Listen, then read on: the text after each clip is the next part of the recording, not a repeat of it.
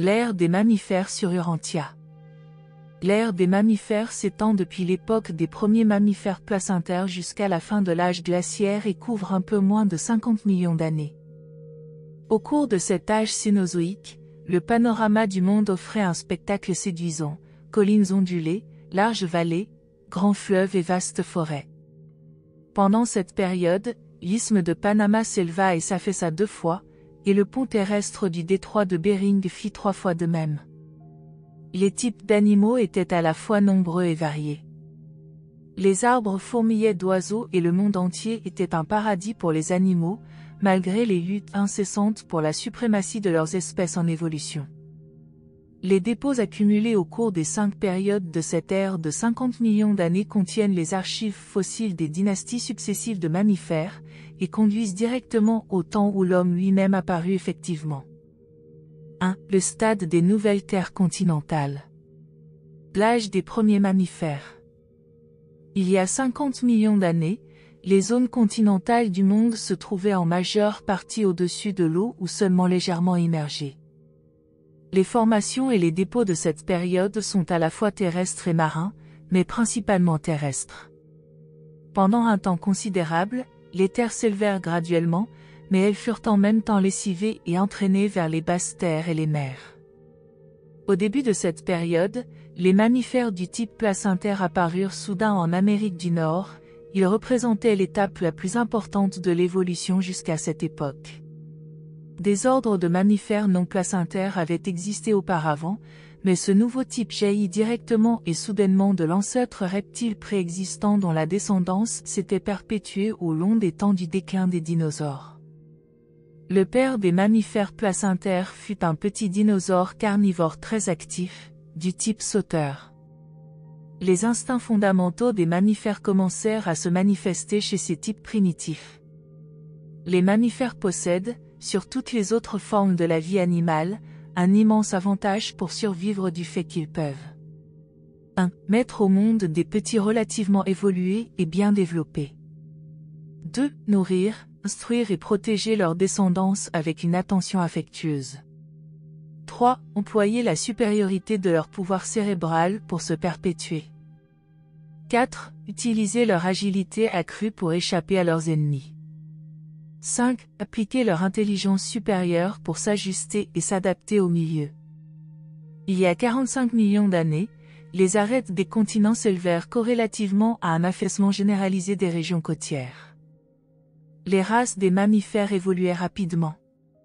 Un petit mammifère reptile du type ovipare prospérait, et les ancêtres des futurs kangourous parcouraient l'Australie. Il y eut bientôt des petits chevaux, des rhinocéros agiles, des tapirs à trompe, des porcs primitifs, des écureuils, des lémurs, des opossums et plusieurs tribus d'animaux ressemblant à des singes. Ils étaient tous petits, primitifs et surtout adaptés à la vie dans les forêts des régions montagneuses. Un grand oiseau terrestre du genre autruche se développa jusqu'à atteindre 3 mètres de haut. Il pondait des œufs de 23 cm sur 33 et fut l'ancêtre des gigantesques oiseaux transporteurs ultérieurs, qui étaient si remarquablement intelligents et véhiculaient jadis des êtres humains à travers les airs. Les mammifères du début de l'ère cénozoïque vivaient sur terre, sous l'eau, dans l'air et au sommet des arbres. Ils avaient de 1 à 11 paires de glandes mammaires et étaient tous recouverts d'une épaisse toison. À l'instar des espèces qui devaient apparaître plus tard, ils portaient 2 dentitions successives et possédaient un cerveau de grande taille par rapport à leur corps, mais aucune des espèces modernes ne figurait parmi eux. Il y a 40 millions d'années, les zones terrestres de l'hémisphère nord commencèrent à s'élever. Ce phénomène fut suivi par de nouvelles et vastes sédimentations, et par d'autres activités terrestres comprenant des coulées de lave, des gauchissements, des formations lacustres et des érosions. Pendant la dernière partie de cette période, presque toute l'Europe fut submergée. À la suite d'un léger exhaussement du sol, le continent se couvrit de lacs et de baies. L'océan Arctique coula vers le sud par la dépression de l'Oural pour rejoindre la Méditerranée qui s'étendait alors plus au nord. Les hautes terres des Alpes, des Carpates, des Apennins et des Pyrénées émergeaient comme des îles au milieu de la mer. L'isthme de Panama était émergé, Les océans Atlantique et Pacifique étaient séparés. L'Amérique du Nord était reliée à l'Asie par le pont terrestre du détroit de Bering et à l'Europe par le Groenland et l'Islande. Le circuit terrestre continental des latitudes nordiques n'était interrompu que par le détroit de l'Oural, qui reliait les mers arctiques à la Méditerranée agrandie. De grandes quantités de calcaire foraminifère se déposèrent dans les eaux européennes. Aujourd'hui, cette même roche se retrouve à une altitude de 3000 mètres dans les Alpes, 5000 mètres dans l'Himalaya et 6000 mètres au Tibet. Les dépôts crayeux de cette période apparaissent le long des côtes d'Afrique et d'Australie, sur la côte ouest de l'Amérique du Sud et dans la région des Antilles. Tout au long de cette période dite Éocène, l'évolution des mammifères et des autres formes de vie apparentées se poursuivit presque sans interruption. L'Amérique du Nord était alors reliée par des terres à tous les autres continents sauf l'Australie, et le monde était progressivement envahi par divers types d'une faune mammifère primitive. 2. Le stade récent d'inondation. L'âge des mammifères évolués. Cette période fut caractérisée par une nouvelle et rapide évolution des mammifères placentaires, les formes les plus avancées de mammifères qui se développèrent au cours de ces temps. Bien que les mammifères placentaires primitifs fussent issus d'ancêtres carnivores, des espèces herbivores apparurent très vite, et bientôt des familles de mammifères omnivores surgirent également. Les angiospermes constituaient la nourriture principale de ces mammifères, qui se multipliaient rapidement, car la flore terrestre moderne, y compris la majorité des plantes et des arbres actuels, était apparue au cours des périodes antérieures. Il y a 35 millions d'années commença l'âge de la domination mondiale des mammifères placentaires. Le pont terrestre du Sud était très large et reliait de nouveau l'immense continent antarctique à l'Amérique du Sud, à l'Afrique du Sud et à l'Australie. Malgré l'amoncellement des terres aux hautes latitudes, le climat du monde restait relativement doux parce que la surface des mers tropicales s'était énormément accrue et que les terres n'étaient pas encore assez élevées pour produire des glaciers. De vastes coulées de lave eurent lieu au Groenland et en Islande, et une certaine quantité de charbon fut déposée entre ces couches. Des changements prononcés se dessinaient dans la faune de la planète. La vie marine était en train de subir de profondes modifications, la majeure partie des espèces actuelles d'animaux marins existaient déjà, et les foraminifères continuaient à jouer un rôle important. Les insectes ressemblaient beaucoup à ceux de la période précédente.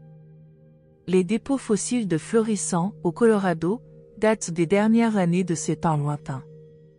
La majorité des familles d'insectes actuellement vivants remontent à cette période, mais beaucoup de celles qui existaient alors sont maintenant éteintes, bien que leurs fossiles subsistent. Sur les continents, cet âge fut, par excellence, celui de la rénovation et de l'expansion des mammifères. Plus de 100 espèces de mammifères antérieurs et plus primitifs s'étaient éteintes avant la fin de cette période. Même les mammifères de grande taille pourvus d'un petit cerveau périrent rapidement. Le cerveau et l'agilité avaient remplacé l'armure et la taille dans le progrès de la survivance des animaux. Comme la famille des dinosaures était sur son déclin, les mammifères assumèrent peu à peu la domination de la Terre en détruisant rapidement et complètement le reste de leurs ancêtres reptiles. Parallèlement à la disparition des dinosaures, d'autres changements importants se produisirent dans les diverses branches de la famille des sauriens. Les membres survivants des familles primitives de reptiles sont les tortues, les serpents et les crocodiles, ainsi que les vénérables grenouilles, seul groupe subsistant pour représenter les plus lointains ancêtres de l'homme. Divers groupes de mammifères tirèrent leur origine d'un animal unique maintenant éteint. Cette créature carnivore était quelque chose comme le croisement d'un chat et d'un phoque, elle pouvait vivre sur terre ou dans l'eau, possédait une intelligence supérieure et était très active. En Europe, l'ancêtre de la famille canine apparut par évolution et donna bientôt naissance à de nombreuses espèces de petits chiens. Vers la même époque apparurent les rongeurs, y compris les castors, écureuils, spermophiles, souris et lapins, qui représentèrent bientôt une forme de vie importante. Très peu de modifications se sont produites depuis lors dans cette famille. Les derniers dépôts de cette période contiennent des restes fossiles de chiens, de chats, de ratons laveurs et de belettes de forme ancestrale. Il y a 30 millions d'années, les types modernes de mammifères commencèrent à faire leur apparition. Jusque-là, les mammifères avaient vécu en majorité dans les montagnes car ils appartenaient à des types montagnards. Soudain, commença l'évolution du type ongulé des plaines, l'espèce herbivore différenciée des carnivores à griffes. Ces animaux broutants descendaient d'un ancêtre non différencié qui avait 5 orteils et 44 dents, et qui disparut avant la fin de cet âge. L'évolution des ongulés ne progressa pas au-delà du stade à 3 orteils pendant cette période. Le cheval, remarquable exemple d'évolution, vécut à cette époque en Amérique du Nord et en Europe, mais il n'acheva pas totalement son développement avant l'ère glaciaire ultérieure. Alors que la famille des rhinocéros apparut à la fin de cette période, elle ne connut sa plus grande expansion que plus tard. Une petite créature porcine se développa également et devint l'ancêtre des nombreuses espèces de suidés, de pécaris et d'hippopotames. Chameaux et lamas eurent leur origine en Amérique du Nord vers le milieu de cette période et envahirent les plaines de l'Ouest. Plus tard, les lamas émigrèrent en Amérique du Sud, les chameaux en Europe, et les deux espèces s'éteignirent bientôt en Amérique du Nord. Quelques chameaux survécurent toutefois jusqu'à l'âge glaciaire. Un fait important se produisit vers cette époque dans l'ouest de l'Amérique du Nord, les ancêtres primitifs des anciens lémurs apparurent pour la première fois. Bien que cette famille ne puisse pas être considérée comme de vrais lémurs, son apparition marqua l'établissement de la lignée d'où les vrais lémurs sortirent ultérieurement. À l'instar des serpents terrestres d'un âge antérieur qui s'étaient voués à la vie marine, une tribu entière de mammifères placentaires déserta alors la Terre pour établir sa résidence dans les océans. Ils sont, depuis lors, restés dans la mer où ils ont donné naissance aux baleines, dauphins, marsouins, phoques et otaries modernes. Les oiseaux continuèrent à se développer sur la planète, mais avec peu de changements évolutionnaires importants. La majorité des oiseaux des temps modernes existaient déjà, y compris les mouettes, hérons, flamands, buses, faucons, aigles, hiboux, cailles et autruches. Vers la fin de cette période dite oligocène, qui couvrit 10 millions d'années, la vie végétale, de même que la vie marine et les animaux terrestres, avait très largement évolué et se trouvait présente sur la planète à peu près comme aujourd'hui. Des spécialisations très poussées apparurent par la suite, mais les formes ancestrales de la majorité des êtres vivants existaient alors. 3. Le stade des montagnes modernes. L'âge de l'éléphant et du cheval. L'élévation des terres et la ségrégation des mers changeaient lentement la météorologie du monde, le temps se refroidissait progressivement, mais le climat restait encore doux. Séquoias et magnolias poussaient au Groenland, mais les plantes subtropicales commençaient à émigrer vers le sud. À la fin de cette période, les plantes et les arbres des climats chauds avaient largement disparu des latitudes septentrionales, leur place avait été prise par des plantes plus résistantes et par les arbres à feuilles caduques. Le nombre des variétés d'herbes augmenta considérablement, les dents de beaucoup d'espèces de mammifères se modifièrent progressivement pour se rapprocher du type actuel de dentition des herbivores broutants. Il y a 25 millions d'années, une légère immersion des terres se produisit après une longue époque d'immersion. La région des montagnes rocheuses resta très élevée, de sorte que des matériaux d'érosion continuèrent à se déposer vers l'est, sur l'ensemble des basses terres. Les sierras furent de nouveau exaucées, en fait, elles n'ont pas cessé de s'élever depuis lors. La grande faille verticale californienne de 6 km et demi date de ce temps-là. Il y a 20 millions d'années, les mammifères connurent véritablement leur âge d'or. L'isthme du détroit de Bering était émergé, ce qui permit à de nombreux groupes d'animaux d'émigrer d'Asie vers l'Amérique du Nord. Il comprenait des mastodontes à 4 défenses, des rhinocéros à courtes pattes et de nombreuses variétés de félins. Les premiers cervidés apparurent, et l'Amérique du Nord fut bientôt envahie par des ruminants, cerfs, buffles, chameaux, bisons et plusieurs espèces de rhinocéros, mais l'espèce des porcs géants qui atteignait plus de AM80 de haut s'éteignit. Les immenses éléphants de cette période et des périodes suivantes avaient un grand cerveau aussi bien qu'un grand corps, ils envahirent bientôt le monde entier à l'exception de l'Australie. Pour une fois, Le monde fut dominé par un animal énorme dont le cerveau était suffisamment important pour lui permettre de subsister. En présence de la vie hautement intelligente de ces âges, nul animal de la taille d'un éléphant n'aurait pu survivre à moins de posséder un cerveau de grande dimension et de qualité supérieure. En ce qui concerne l'intelligence et la faculté d'adaptation, le cheval est seul à s'approcher de l'éléphant, lequel n'est surpassé que par l'homme lui-même.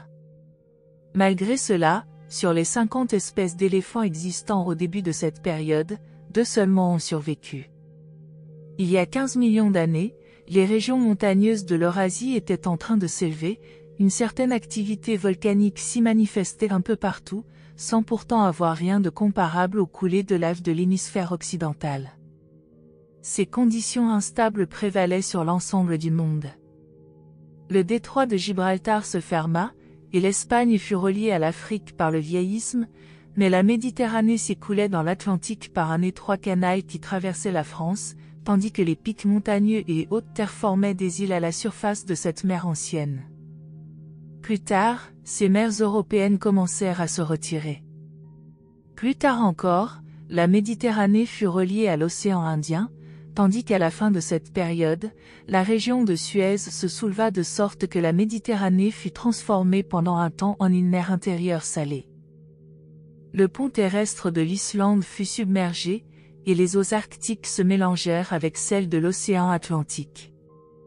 La côte atlantique de l'Amérique du Nord se refroidit rapidement, mais la côte pacifique resta plus chaude qu'à présent. Les grands courants océaniques circulaient et affectaient le climat à peu près comme aujourd'hui. La vie des mammifères continua d'évoluer. D'immenses troupeaux de chevaux se joignirent aux chameaux dans les plaines occidentales de l'Amérique du Nord. Cet âge fut vraiment celui des chevaux aussi bien que celui des éléphants. Pour sa qualité animale, le cerveau du cheval vient immédiatement après celui de l'éléphant, bien qu'il soit nettement inférieur sur un point. Le cheval ne triompha jamais complètement de sa propension profonde à fuir lorsqu'il est effrayé. Le cheval manque du contrôle émotionnel de l'éléphant, tandis que l'éléphant est gravement handicapé par sa taille et son manque d'agilité. Au cours de cette période apparut, par évolution, un animal qui tenait à la fois du cheval et de l'éléphant, mais il fut bientôt détruit par la famille des félins qui se multipliaient rapidement. Au moment où Urantia s'engage dans ce que vous appelez l'âge sans chevaux, vous devriez faire une pause et songer à ce que cet animal signifiait pour vos ancêtres. Les hommes employèrent d'abord les chevaux pour se nourrir, puis pour voyager et enfin pour l'agriculture et la guerre. Le cheval a servi l'humanité pendant longtemps et a joué un rôle important dans le développement de la civilisation humaine. Les développements biologiques de cette période contribuèrent beaucoup à préparer le terrain pour l'apparition ultérieure de l'homme. En Asie centrale, les véritables types aussi bien de singes primitifs que de gorilles évoluèrent à partir d'un ancêtre commun maintenant éteint. Mais aucune de ces espèces n'est rattachée à la lignée des êtres vivants destinés à donner plus tard les ancêtres de la race humaine. La famille des canins était représentée par plusieurs groupes, notamment par des loups et des renards. La tribu des félins l'était par des panthères et de grands tigres à dents de sabre. Ces derniers apparurent d'abord en Amérique du Nord. Les familles félines et canines modernes se multiplièrent dans le monde entier. Belettes, martres, loutres et ratons laveurs prospérèrent et se multiplièrent dans les latitudes septentrionales. Les oiseaux continuèrent à évoluer bien qu'avec peu de changements. Les reptiles étaient semblables aux types modernes, serpents, crocodiles et tortues. Ainsi tirait à sa fin une période de l'histoire du monde très intéressante et fertile en événements. Cette ère de l'éléphant et du cheval est connue sous le nom de Miocène. 4. Le stade récent d'élévation continentale. La dernière grande migration des mammifères. Cette période est marquée par l'élévation préglaciaire des terres en Amérique du Nord, en Europe et en Asie. La topographie de la Terre fut largement modifiée. Des chaînes de montagnes naquirent, des fleuves changèrent leur cours et des volcans isolés apparurent dans le monde entier. Il y a 10 millions d'années, commença un âge de dépôts terrestres locaux disséminés sur les basses terres des continents, mais la plupart de ces sédimentations furent ultérieurement érodées. En ce temps-là, Une grande partie de l'Europe était encore immergée, y compris certaines portions de l'Angleterre, de la Belgique et de la France. La mer Méditerranée recouvrait une grande partie de l'Afrique du Nord.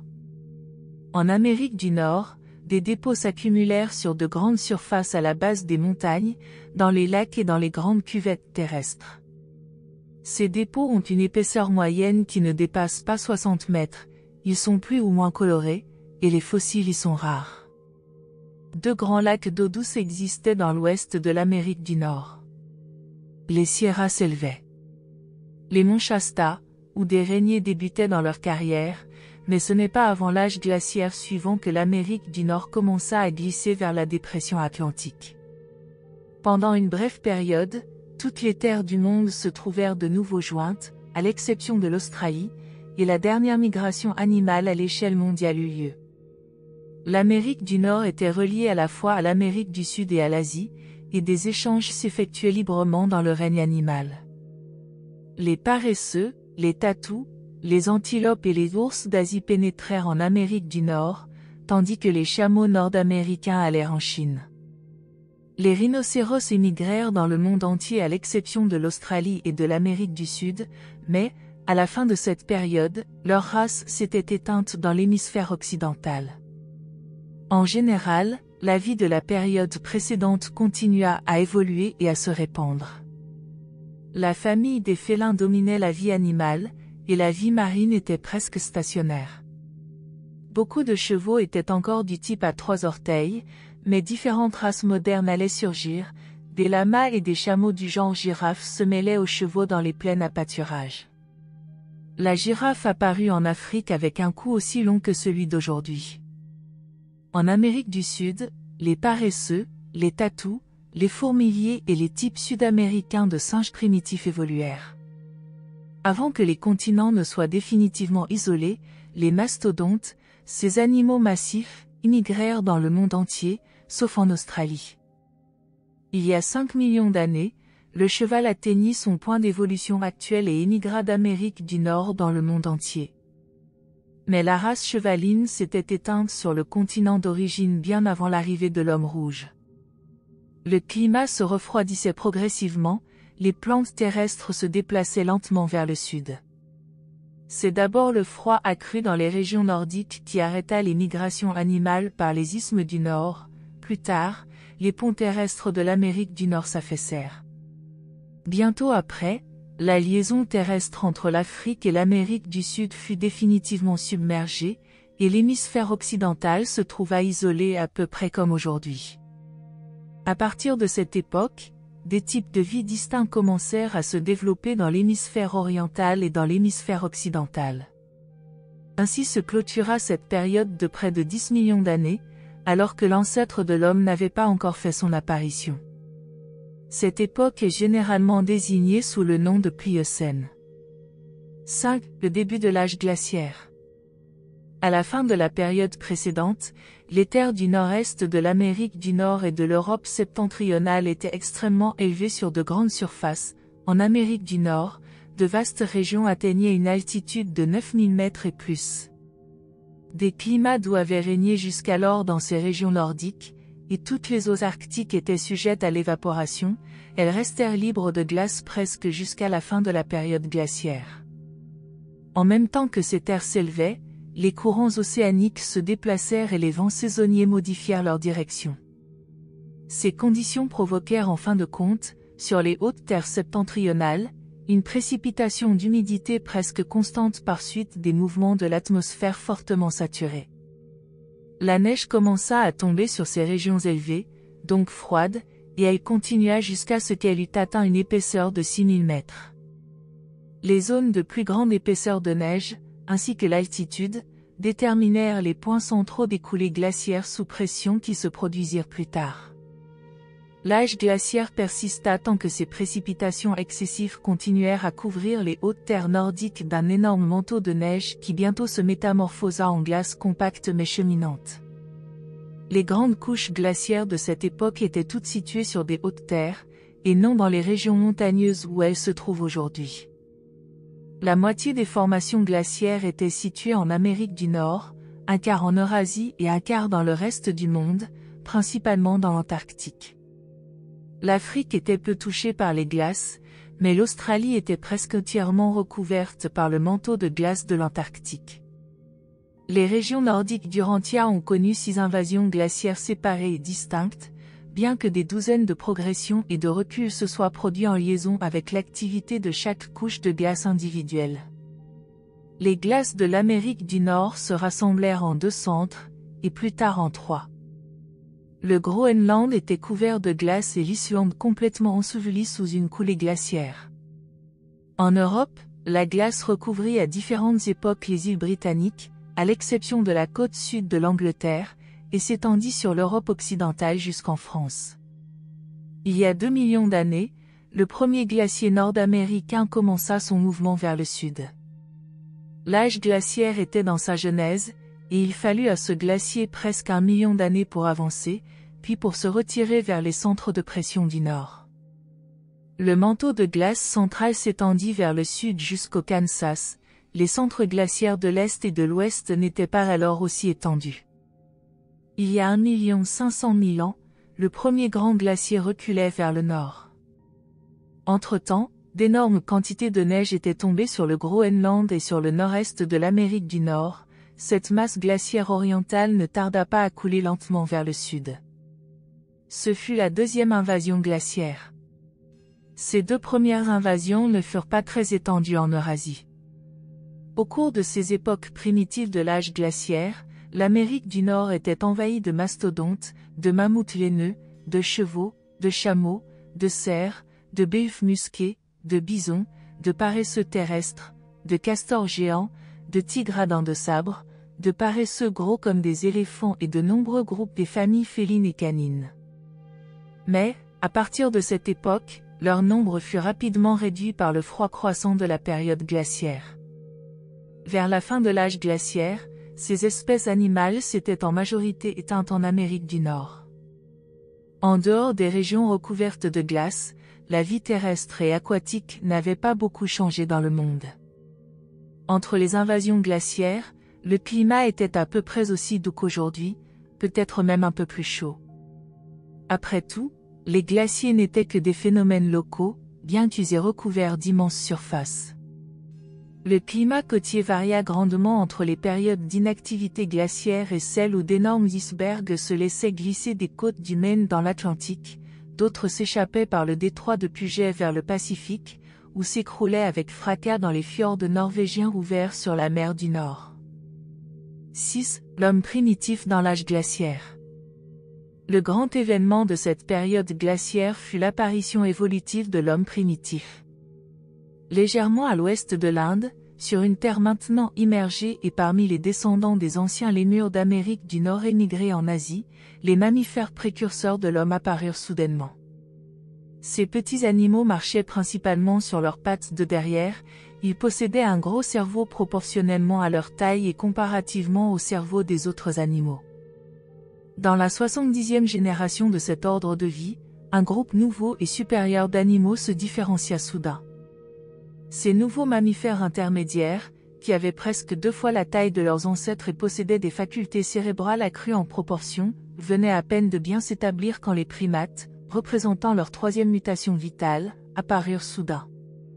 Au même moment, un développement rétrograde, survenu au cœur de la souche des mammifères intermédiaires, donna naissance aux ancêtres de la race simienne.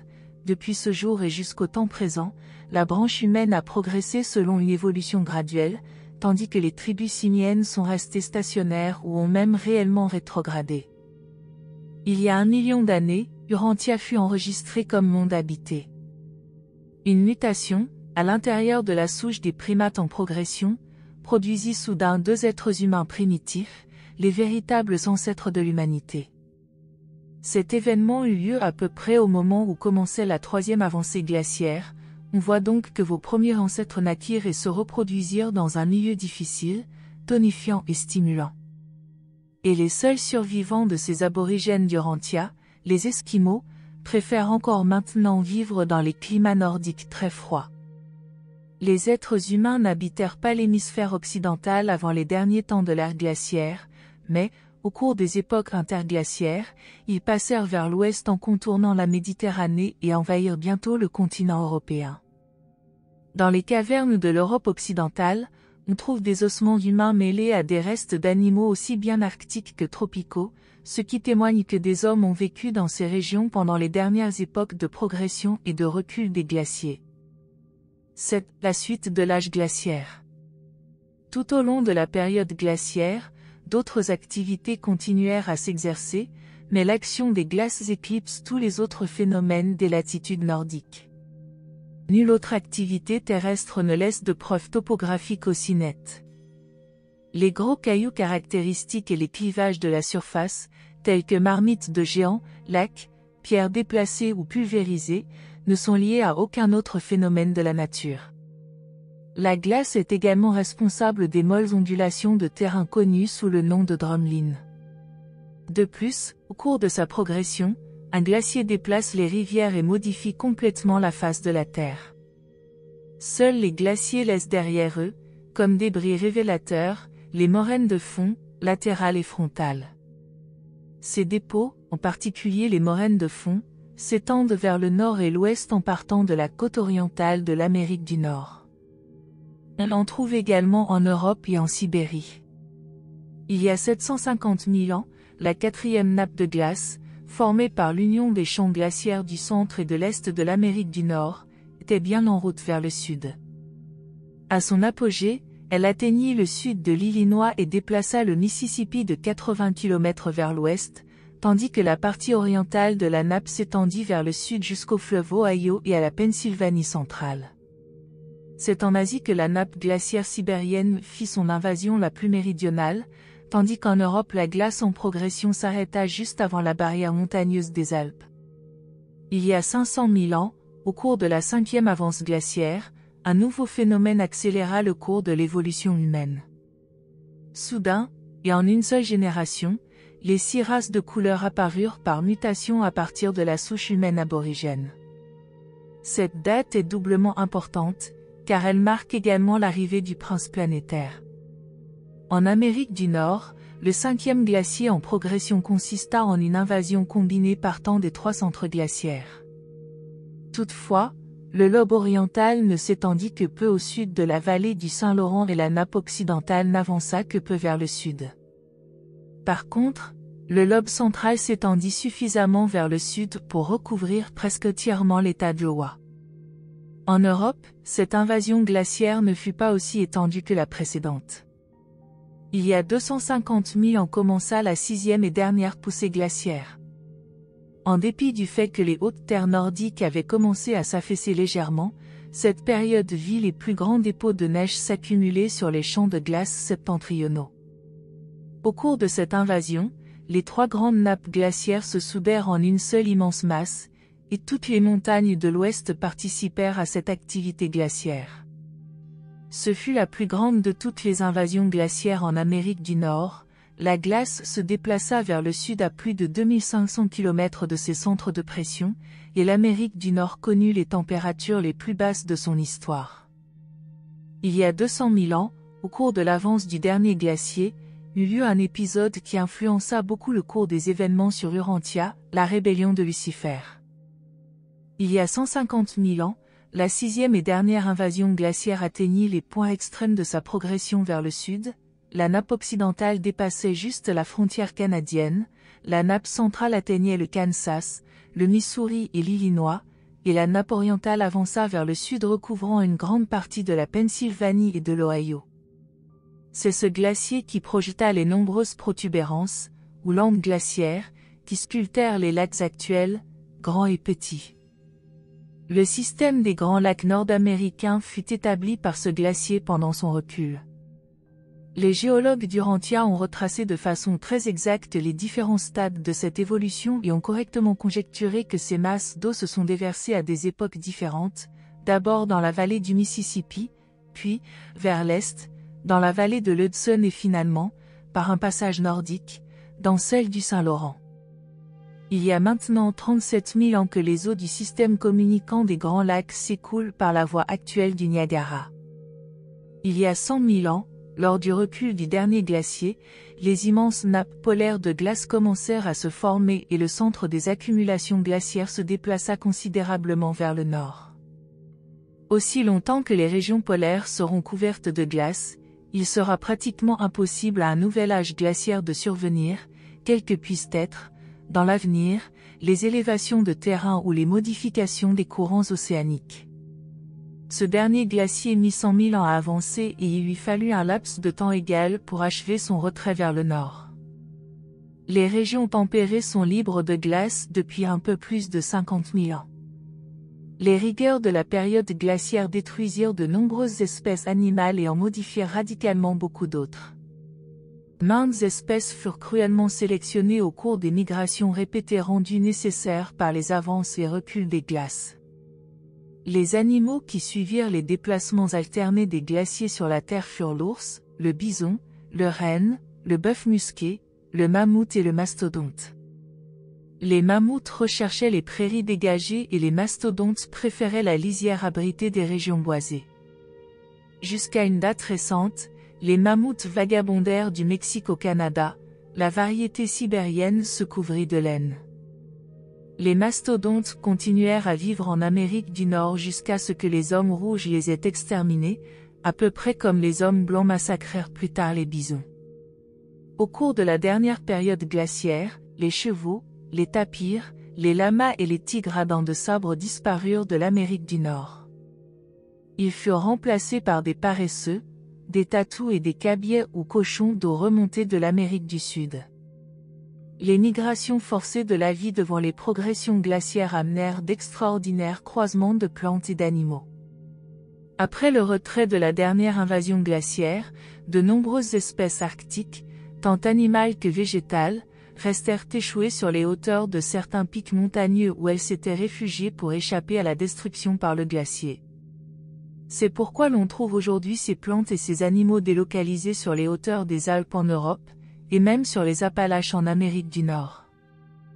L'âge glaciaire est la dernière période géologique parachevée, elle est dite Pléistocène et s'étend sur plus de 2 millions d'années. Il y a 35 000 ans s'acheva ce grand âge glaciaire, sauf pour les régions polaires de la planète. Cette date est également significative parce qu'elle coïncide à peu près avec l'arrivée d'un fils et d'une fille matérielle, le début de la dispensation adamique, et le moment où commence la période holocène ou post-glaciaire. Cet exposé s'étend de l'apparition des mammifères à la régression glaciaire et jusqu'aux temps historiques, il couvre une période de presque 50 millions d'années. C'est la dernière, l'actuelle, période géologique. Vos chercheurs la connaissent sous le nom d'ère cénozoïque, ou ère des temps récents. Parrainée par un porteur de vie réside. N'oubliez pas de laisser vos commentaires ci-dessous pour partager vos propres réflexions sur le livre d'Urantia, et si vous avez aimé cette vidéo, n'hésitez pas à la liker et à la partager avec d'autres personnes intéressées par la spiritualité et philosophie. Merci de nous avoir rejoints aujourd'hui, et je vous retrouve bientôt pour une nouvelle exploration passionnante.